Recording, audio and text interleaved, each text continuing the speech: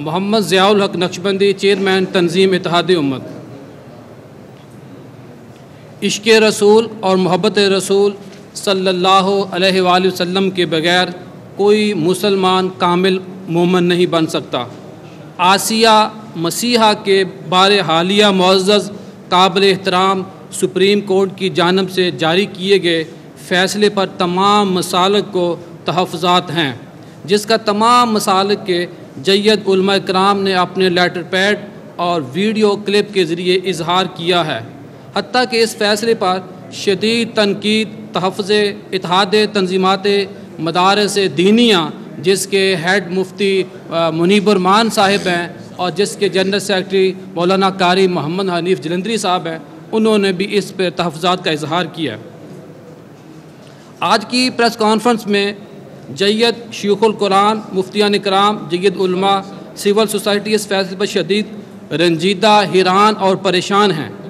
عوام پاکستان اس طرح کے فیصلے کی توقع نہیں کر رہی تھی، کیونکہ آسیہ کو پہلے سیشن کورٹ کی جانب سے سزائے موت سنائی گئی، جس کو بعد میں ہائی کورٹ کی جانب سے 295C کے تحت ہی سزائے موت برقرار رکھا گیا۔ اسی وجہ سے اس فیصلے کو سادہ لو مسلمان بھی قبول کرنے سے گریز کر رہا ہے اور شدید نالاں بھی ہے۔ اس لیے ہم معزز و محترم سپریم کورٹ کے چیف جسٹس جناب ثاقب نثار اور ان کے پینل سے اپیل کرتے ہیں کہ وہ فی الفور اپنے فیصلے پر نظر ثانی کریں اور آج سر نو اس حساس کیس کے تمام باریک پہلوؤں، نقطوں اور وجوہات کو تلاش کر کے کیس کا فیصلہ صادر فرمائیں۔ اس کے لیے ضروری ہے کہ تمام طبقات، بالخصوص تمام مسالک کے جید علماء کرام کو اس کیس میں شریک کریں اور شرعی رہنمائی لیں، تاکہ فریقین میں غلط فہمیوں کو دور کیا جا سکے اور پاکستان مزید کشیدگی سے بچ سکے۔ وزیر اعظم اسلامی جمہوریہ پاکستان جناب عمران خان صاحب، صدر پاکستان جناب عارف علوی صاحب اور تمام متعلقہ اداروں سے اپیل کرتے ہیں کہ وہ مسئلہ کی حساسیت کو سمجھیں اور اپنا قانونی اختیار استعمال کریں تاکہ ملک عزیز کو کسی نئے بحران سے بچایا جا سکے۔ گورنمنٹ آف پاکستان اور سپریم کورٹ 22 کروڑ عوام کو یقین دلائیں کہ وہ مجرمہ آسیہ کو بیرون ملک جانے کی اس وقت تک اجازت نہ دیں جب تک کیس کا از سر نو فیصلہ نہیں ہو جاتا۔ اس کے لیے ممکنہ حد تک قانونی اختیارات کو دونوں ادارے استعمال کریں۔ مظاہرین سے اپیل، تحریک لبیک کی قیادت سے پوری قوم اپیل کرتی ہے کہ وہ مذاکرات کی ٹیبل پر فی الفور آئیں اور حکومت کے ساتھ بیٹھ کر مسئلہ کا حل مذاکرات کے ذریعے تلاش کریں۔ یہاں یہ بات انتہائی اہم ہے، باقی سیکورٹی اداروں کی طرح پاک فوج کے افسران اور جوانوں نے اپنی جانوں کے نذرانے پیش کر کے دہشت گردی کا نہ صرف مقابلہ کیا ہے بلکہ دہشت گردی کو جڑوں سے ختم بھی کیا ہے، اور یہ عمل مسلسل جاری ہے۔ اسلامی جمہوریہ پاکستان کی پاک فوج جو ہمارے دفاع کی حقیقی علامت ہے، اس کے بارے نازیبا الفاظ استعمال کرنے والے تحریک لبیک کے رہنما فی الفور اپنے الفاظ واپس لیں، کیونکہ پاک فوج کے بارے کوئی محب وطن شہری ایسے الفاظ برداشت کرنے کے لیے نہ صرف ماضی میں تیار تھا، نہ ہے اور نہ ہی ہو سکتا ہے۔ یہ الفاظ پوری قوم کے سینوں میں تلوار کے زخم کے طور پر لگے ہوئے ہیں۔ اس لیے ہم مطالبہ کرتے ہیں کہ فوری طور پر پاک فوج کے بارے میں قیادت رویہ تبدیل کرے تاکہ محب وطن شہری سکون کا سانس لے۔ ہم یہاں یہ بھی مطالبہ کرتے ہیں کہ پاک فوج کو بار بار ہر ایشو میں شامل کرنے کی کوشش نہ کی جائے۔ پاک فوج ایک دفاعی ادارہ ہے اور اس کی توجہ دفاع کے اوپر ہی رہنے دیں۔ میں آپ کے تمام میڈیا کا شکریہ ادا کرتا ہوں اور میں اب گزارش کروں گا عبداللہ ملک صاحب سے کہ وہ بات کریں، اور اس کے بعد بھی ہمارے کچھ احباب ہیں وہ بھی بات کریں گے آپ سے۔ بسم اللہ الرحمن الرحیم۔ بہت شکریہ، میرے دوست نے مین ایشو پہ بات کر دی، لیکن میں اپنی بات کا آغاز اس بات سے کروں گا کہ پاکستان میں کوئی بھی شہری حضرت صلی اللہ علیہ وسلم کی توہین کے متعلق کرنا تو کیا سوچ بھی نہیں سکتا. یہ ہمارا ایک نقطہ ہونا چاہیے اور ہمیں بالکل اس پہ فوکس ہونا چاہیے. خدا کا شکر ہے کہ آج تک کسی نے اس ملک میں حضور صلی اللہ علیہ وسلم کی توہین کے متعلق سوچا بھی نہیں اور کوئی کرے گا بھی نہیں. یہ ہمارا سب کا ایمان ہے اور ہمیں اپنے شہریوں پر پورا بھروسہ ہے. دیکھیے ہر شخص کو یہ حق حاصل ہے کہ وہ کسی بھی فیصلے پر اپنی رائے دے سکے، لیکن میں پہلے تو بطور سول سوسائٹی اس بات کی شدید مذمت کرتا ہوں کہ اس فیصلے کے بعد جس انداز میں توڑ پھوڑ کی گئی، قیمتی جانوں کا ضیاع کیا گیا، لاکھوں کی تعداد میں مریضوں کو اسپتالوں میں جانے سے روکا گیا اور سڑکیں بلاک کی گئیں، یہ مسلمان کا شیوہ نہیں ہے، یہ مسلمان کا طریقہ نہیں ہے. ہمارا اسلام اور کوئی مسلمان کسی کو تکلیف پہنچانے کا سوچ بھی نہیں سکتا.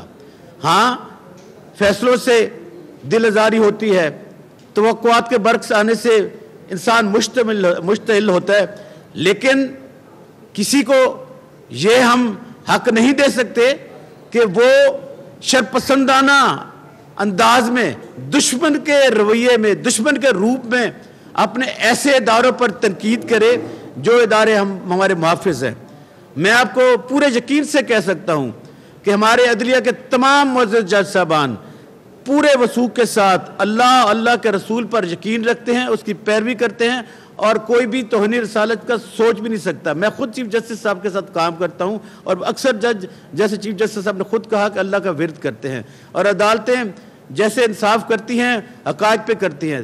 اب دوسری بات کہ کوئی شخص یہ اپنے ذہن میں نہ لائے کہ کسی یہودی کی، کسی نصرانی کی سازش ہو سکتی ہے. ہماری قوم میں کوئی ایسا ایلیمنٹ نہیں ہے جو کسی یہودی یا کسی، ہم اتنے غیرت والے مسلمان ہیں، ہم ان کے ساتھ ان کی پیروی کرنا کیا، ان کی بات کرنا کیا، ہم اپنے ایمان پہ تکیہ رکھتے ہیں اور ہمیں اپنے ایمان پر فخر ہے، اپنے مسلمان ہونے پر فخر ہے، اپنے جو اسلام کا سلامتی اور رواداری کا میسج ہے پوری دنیا میں، یہ واحد مذہب ہے جو محبت کا درس دیتا ہے. اب دوسری بات دوستو ساتھیوں، بڑے افسوس کی بات یہ ہے کہ یہ باتیں تو ہمارا دشمن کرتا ہے اپنے اداروں کو کمزور کرنے کے لیے. جن صاحبان نے بھی پاک فوج کے مسلح سربراہ کے خلاف ان کے کسی فرقے واریت کے حوالے سے اور جرنیلوں کو بغاوت پر اکسانے کی بات کی، ہم اس کی شدید مذمت کرتے ہیں. ایسے ہمارے دوستوں کو، ایسے ہمارے مسلمان بھائیوں کو ایسی چیزوں سے اجتناب کرنا چاہیے جس سے دشمن کے ایجنڈے کی تکمیل ہوتی ہو. اور یہ واقعی ایسے الفاظ تھے جس سے پورے پاکستان کی دل آزاری ہوئی ہے. ہم ان سے گزارش کریں گے کہ وہ اس ایسے الفاظ کو اور اس قاتلانہ قتل کرنے کی جو ایک روش ہے اس کو واپس لینا چاہیے اور ایک اچھے شہری کے طور پر مذاکرات کرنے چاہیے. ہر بات کا آخر بالآخر ایک ہم مسلمان ہیں، ہم دلیل پر یقین رکھتے ہیں اور اس کا حل ہوتا ہے. تیسرا بات کہ ہمیں اپنے کسی وزیر اعظم پر بھی یہ رائے نہیں رکھنی چاہیے کہ ہمارا کوئی جس وزیر اعظم نے آئین کا حلف اٹھا رکھا ہو، کلمہ گو ہو، وہ سازشی، وہ باغی نہیں ہو سکتا. دوستو ساتھیوں، میں آپ کے وساطت سے، آپ پورے میڈیا کو یہاں ریپرزینٹ کر رہے ہیں، پوری قوم سے اپیل کروں گا کہ یہ وقت لڑائی جھگڑے کا نہیں ہے، یہ وقت امن کا ہے، حوصلے کا ہے. کیا ہم دنیا کو بتانا چاہ رہے ہیں کہ ہم سیاسی لوگ ہیں، ہم شر پسند ہیں، ہم اپنی املاک کو نقصان پہنچانا چاہتے ہیں؟ تو میں بار بار کہوں گا کلمہ گو امن اور رواداری والا ہوتا ہے، وہ کسی کو تکلیف پہنچانا نہیں چاہتا. اور ہمیں بھی، ہم اپنے ان مظاہرین سے بھی گزارش کریں گے، ان کی قیادت سے بھی گزارش کریں گے کہ وہ بھی اپنے فالوورز کو جو ان کے بات سنتے ہیں، محبت کے ساتھ سنتے ہیں، ان کو بھی یہ تنقید کریں کہ وہ احتجاج کریں لیکن کسی کی جان نہ لیں، کسی کی املاک کو نقصان نہ پہنچائیں، منورٹیز کا خیال رکھیں کہ پاکستان میں تمام شہری برابر کے حقوق رکھتے ہیں. بسم اللہ الرحمن الرحیم. احتجاج جو ہے وہ کرنا چاہیے، اختلاف ہوتا ہے، فیصلوں سے اختلاف کرنا بھی چاہیے، لیکن جمہوری حق ہے اور پاکستان کے ہر بندے کا حق ہے. لیکن اس کی آڑ میں ہم کسی پر کفر کا فتویٰ لگا کر جلاؤ گراؤ کی پالیسی اختیار کریں، ہم اسے کرٹیسائز کرتے ہیں. میں اپنی جماعت جمعیت علماء پاکستان کی طرف سے اس کو کرٹیسائز کرتا ہوں. میں علماء اور مشائخ کی خدمت میں گزارش کروں گا جو دھرنا دے کے بیٹھے ہیں. اس وقت پاکستان کا پورا نظام تباہ و برباد ہے, لوگوں کے گھروں میں فاقہ آ چکا ہے. آپ اس قسم کے رویہ اختیار کریں, آپ کا احتجاج بھی ہو جائے اور مسئلہ بھی حل ہو جائے. اور ہمیں جو ہے وہ ایسی ٹیبل ٹاک جو ہے وہ کرنا چاہیے. ہر مسئلہ جو ہے وہ ڈائیلاگ کے ذریعے حل ہونا چاہیے. یہی میری گزارشات تھی جو میں نے کر دی. بسم اللہ الرحمن الرحیم. میں صرف یہی کہوں گا کہ پاکستان کے اندر جہاں پر بھی احتجاج ہو رہا ہے, احتجاج ہمارا جمہوری حق ہے, لیکن اس جمہوری حق کو استعمال کرتے ہوئے اس کچھ شرپسند عناصر ایسے ہیں جو ہمارے املاک کو, جو ہماری چیزوں کو نقصان پہنچا رہے ہیں. میں تحریک لبیک پاکستان کے مرکزی قائدین سے گزارش کروں گا کہ ایسے شرپسند عناصر کو اپنے اس دھرنے سے دور رکھیں, کیونکہ ہم سب پرامن ہیں. پرامن احتجاج ہمارا حق ہے, لیکن پاکستان کے کسی بھی املاک کو, کیونکہ نہ یہ املاک وزیر اعظم کے ہیں, نہ یہ املاک کسی بھی صدر مملکت ہیں.